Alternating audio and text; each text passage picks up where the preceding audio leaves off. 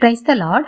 இன்றைக்கு daily dose of divine சேனல்ல 13ஆம் நாள் வேத வாசிப்பாக மத்தேயு 13ஆம் அதிகாரம் மற்றும் சங்கீதம் 13ஆம் அதிகாரமும் வாசிக்க கேட்போம்.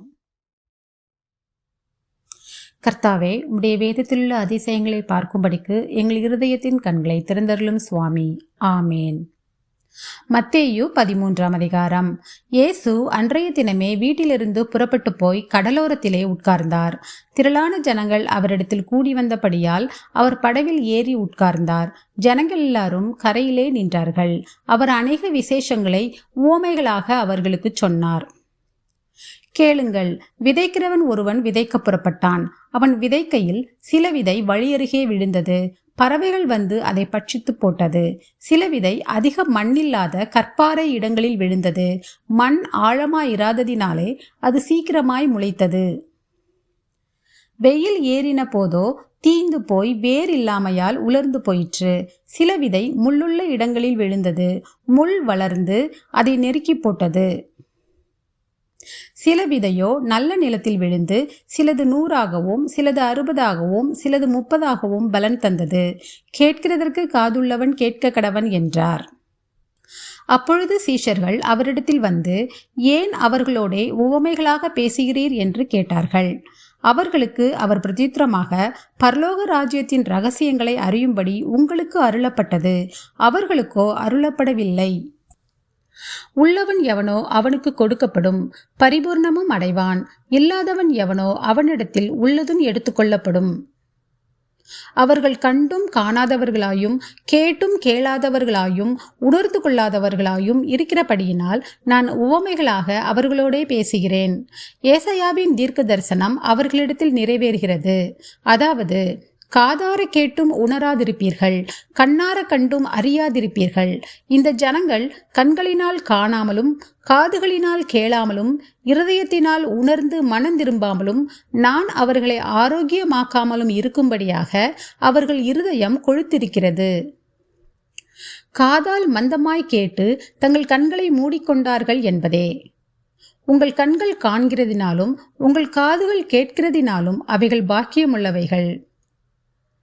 அநேக தீர்க்கதரிசிகளும் நீதிமான்களும் நீங்கள் காண்கிறவைகளை காணவும் நீங்கள் கேட்கிறவைகளை கேட்கவும் விரும்பியும் காணாமலும் கேளாமலும் போனார்கள் என்று மெய்யாகவே உங்களுக்கு சொல்லுகிறேன்.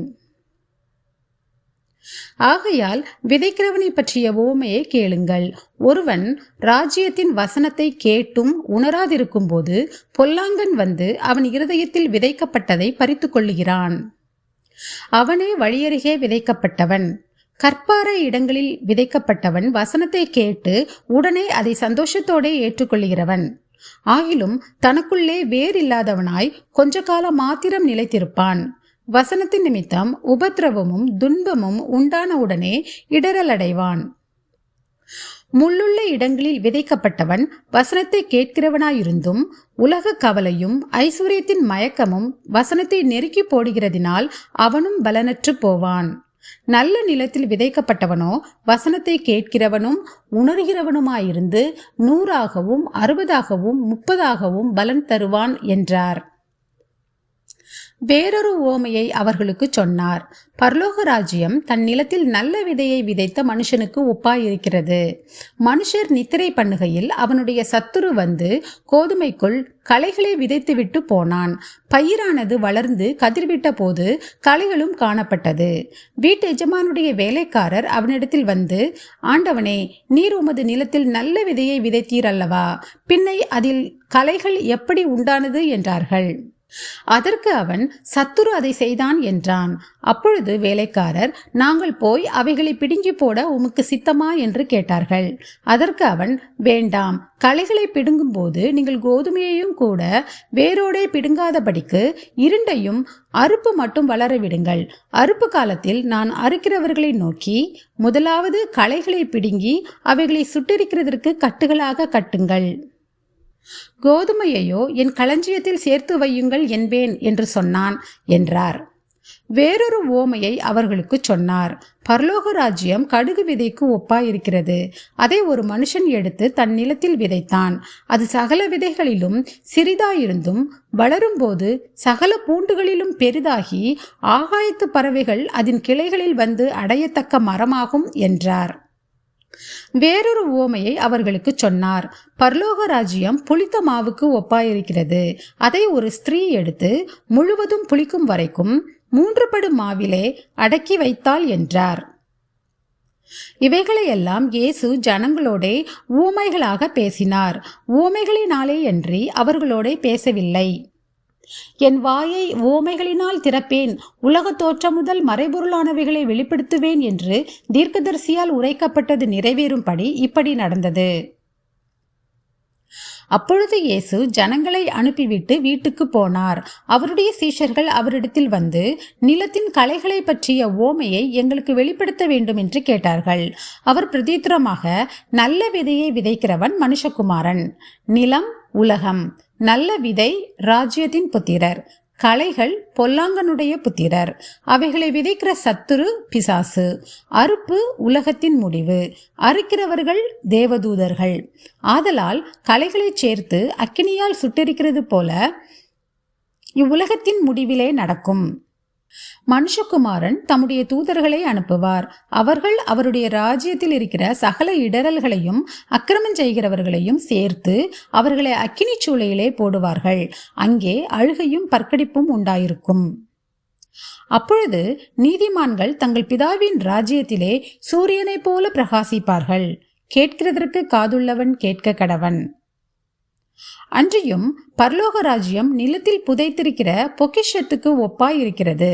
அதை ஒரு மனுஷன் கண்டு மறைத்து அதை பற்றிய சந்தோஷத்தினாலே போய் தனக்கு உண்டான எல்லாவற்றையும் விற்று அந்த நிலத்தை கொள்ளுகிறான். மேலும் பரலோக ராஜ்யம் நல்ல முத்துக்களை தேடுகிற வியாபாரிக்கு ஒப்பாயிருக்கிறது. அவன் விலையுயர்ந்த ஒரு முத்தை கண்டு போய் தனக்குண்டான எல்லாவற்றையும் விற்று அதை கொள்ளுகிறான்.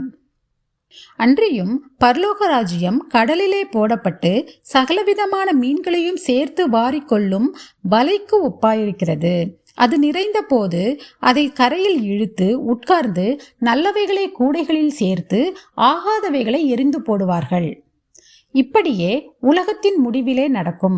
தேவதூதர்கள் புறப்பட்டு நீதிமான்களின் நடுவிலிருந்து பொல்லாதவர்களை பிரித்து அவர்களை அக்கினி சூளையிலே போடுவார்கள். அங்கே அழுகையும் பற்கடிப்பும் உண்டாயிருக்கும் என்றார். பின்பு இயேசு அவர்களை நோக்கி, இவைகளை எல்லாம் அறிந்து கொண்டீர்களா என்று கேட்டார். அதற்கு அவர்கள், ஆம், அறிந்து கொண்டோம் ஆண்டவரே என்றார்கள். அப்பொழுது அவர் அவர்களை நோக்கி, இப்படி இருக்கிறபடியால் பரலோக ராஜ்யத்துக்கு அடுத்தவைகளில் உபதேசிக்கப்பட்டு தேறின வேத பாரகன் எவனும் தன் பொக்கிஷத்திலிருந்து புதியவைகளையும் பழையவைகளையும் எடுத்து கொடுக்கிற வீட்டெஜமானாகிய மனுஷனுக்கு ஒப்பாயிருக்கிறான் என்றார். இயேசு இந்த உவமைகளை சொல்லி முடித்த பின்பு அவ்விடம் விட்டு தாம் வளர்ந்த ஊரிலே வந்து அவர்களுடைய ஜெப ஆலயத்திலே அவர்களுக்கு உபதேசம் பண்ணினார். அவர்கள் ஆச்சரியப்பட்டு, இவனுக்கு இந்த ஞானமும் பலத்த செய்கைகளும் எப்படி வந்தது? இவன் தச்சனுடைய குமாரன் அல்லவா? இவன் தாய் மரியாள் என்பவள் அல்லவா? யாக்கோபு, யோசே, சீமோன், யூதா என்பவர்கள் இவனுக்கு சகோதரர் அல்லவா? இவன் சகோதரிகள் எல்லாரும் நம்மிடத்தில் இருக்கிறார்கள் அல்லவா? இப்படி இருக்க இதெல்லாம் இவனுக்கு எப்படி வந்தது என்று சொல்லி அவரை குறித்து இடரல் அடைந்தார்கள். இயேசு அவர்களை நோக்கி, தீர்க்கதரிசி ஒருவன் தன் ஊரிலும் தன் வீட்டிலுமே அன்றி வேறெங்கும் கனவீனம் அடையான் என்றார். அவர்களுடைய அவிசுவாசத்தின் நிமித்தம் அவர் அங்கே அநேக அற்புதங்களை செய்யவில்லை. சங்கீதம் 13ஆம் அதிகாரம். கர்த்தாவே, எதுவரைக்கும் என்னை மறந்திருப்பீர்? எதுவரைக்கும் உம்முடைய முகத்தை எனக்கு மறைப்பீர்? என் இருதயத்திலே சஞ்சலத்தை நித்தம் நித்தம் வைத்து எதுவரைக்கும் என் ஆத்துமாவிலே ஆலோசனை பண்ணி கொண்டிருப்பேன்? எதுவரைக்கும் என் சத்துரு என் மேல் தன்னை உயர்த்துவான்? என் தேவனாகிய கர்த்தாவே, நீர் நோக்கி பார்த்து எனக்கு செவி கொடுத்தருளும். நான் மரண நித்திரை அடையாதபடிக்கு என் கண்களை தெளிவாக்கும். அவனை மேற்கொண்டேன் என்று என் பகைஞன் சொல்லாத படிக்கும், நான் தள்ளாடுகிறதினால் என் சத்துருக்கள் களி கூறாத படிக்கும் இப்படி செய்தருளும். நான் உம்முடைய கிருபையின் மேல் நம்பிக்கையாயிருக்கிறேன். உம்முடைய இரட்சிப்பினால் என் இருதயம் களி கூறும். கர்த்தர் எனக்கு நன்மை செய்தபடியால் அவரை பாடுவேன். ஆமேன். நாம் ஜெபிப்போம். அன்புள்ள இயேசு சுவாமி, இந்த அருமையான காலை வேலையை தந்ததுக்காக உமக்கு கொடான கொடி நன்றி ஏசப்பா. எங்களுடைய ஆயுசு நாளில் ஒரு நாளை கூட்டிச்சித்த தயவுக்காக உமக்கு நன்றி ஏசப்பா. எங்களுடைய வாழ்க்கையிலே நீர் கொடுத்திருக்கிற எல்லா விதமான நன்மைகளுக்காகவும் ஆசீர்வாதங்களுக்காகவும் உமக்கு நன்றி செலுத்துகிறோம் அப்பா. ஸ்தோத்திரம் ஆண்டவரே. அப்பா, இப்பொழுதும் கூட இந்த வசனங்களை கேட்கிறவர்கள் யாவரும் நல்ல நிலத்தில் விதைக்கப்பட்ட விதையைப் போல ஆக வேண்டும் அப்பா. எந்த விதையும் வீணாய் போகாமல் எல்லாம் 30, 60, 100 பலன் கொடுக்க நீங்க தான் கிருபை கொடுத்துடல வேண்டுமா ஜெபிக்கிறோம் அப்பா. நீதிமான்கள் தங்கள் பிதாவின் ராஜ்யத்திலே சூரியனைப் போல பிரகாசிப்பார்கள் என்று சொல்லியிருக்கிறது போல உம்முடைய வசனத்தை கேட்கிறவர்களாக மாத்திரமல்ல, அதன்படி நடக்கிறவர்களாக நாங்கள் மாற எங்களுக்கு கிருபை தாரும் அப்பா. அப்படி நடக்கிற நாங்கள் யாவரும் உம்முடைய ராஜ்யத்திலே சூரியனைப் போல பிரகாசிக்க எங்களுக்கு கிருபை தாரும் அப்பா. எங்கள் ஒவ்வொரு நாள் நடக்கையிலும் நாங்கள் மற்றவர்களுக்கு உதாரணமாக ஒரு எடுத்துக்காட்டாக வாழ எங்களுக்கு கற்றுக் கொடுக்க வேண்டுமாறு ஜெபிக்கிறோம் அப்பா. எங்கள் சொல்லும் செயலும் எப்பொழுதும் உங்களுக்கு பிரியமுள்ளவைகளாக இருக்க வேண்டுமாறு ஜெபிக்கிறோம் அப்பா. அப்பா, இப்பொழுது கூட இந்த நாளை உடைய கரத்திலே ஒப்புக் கொடுக்கிறோம். இந்த நாள் முழுவதிலும் கர்த்தாவே, போக்கிலும் வரத்திலும் எங்களோடு கூடவே எங்களை பாதுகாத்து கொள்ளும், எங்களை வழி நடத்தும், ஆசீர்வதியும், காத்துக்கொள்ளுங்க, பலப்படுத்துங்க. இயேசு கிறிஸ்துவின் மூலமாக ஜெபம் கேளும் எங்கள் ஜீவனுள்ள நல்ல பிதாவே, ஆமேன்.